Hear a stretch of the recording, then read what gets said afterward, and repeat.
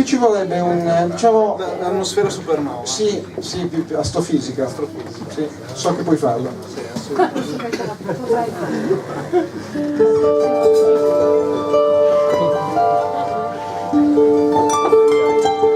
Sei molto figo.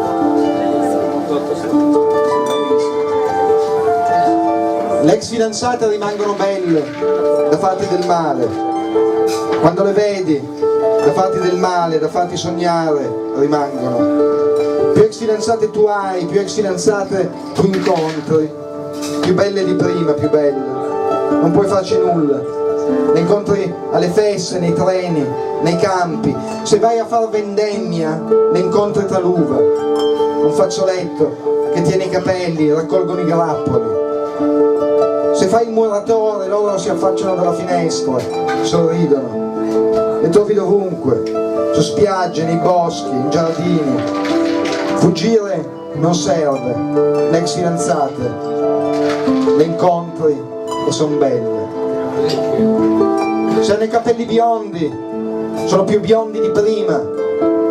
Se hanno gli occhi azzurri, sono più occhi di allora. Se hanno un corpo, hanno un corpo che tu vorresti farci le cose. Sapete le cose? Le cose.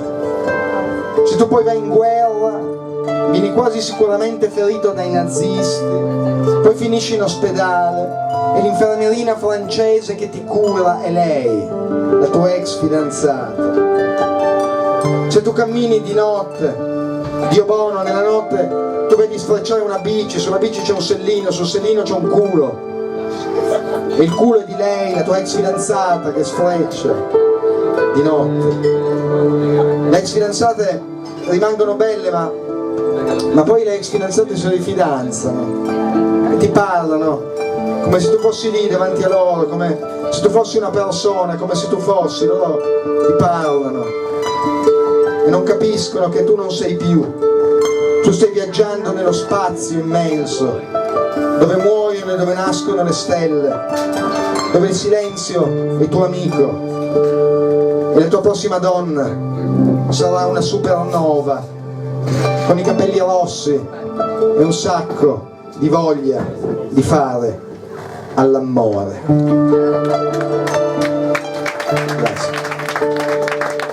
L'ex fidanzato, è così. Poi è arrivata una tipa che mi ha raccontato che una volta un libraio le ha detto, riferendosi a me: questo non è un poeta, è un rapper di merda. E lei ci è rimasta male e io dovrei iniziare a tatuarmi, ho pensato. Mi sono anche chiesto, ma esisteranno rapper con la barba? E soprattutto, per il libraio in questione, tutti i rapper sono di merda o solamente io? Questa poesia è una poesia d'amore e di speranza, anche se il titolo non si direbbe, perché il titolo è Ci lasciavamo ogni quarto d'ora. È dedicata a una ragazza di cui non posso fare il nome, non posso per questioni di privacy. Posso dire che il suo nome finisce con la A. Posso anche dire alcune lettere del suo cognome, tipo la T e la S.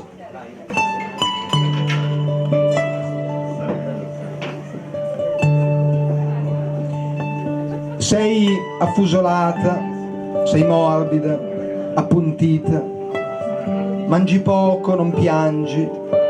Mi dici che io e te non potremmo mai far sesso frettoloso di notte nei portoni, con le autoreggenti e i tacchi, perché non arriverei dove dovrei arrivare. E c'hai ragione. Se non che quella piccola scala portatile che mi porto sempre dietro serve all'uopo.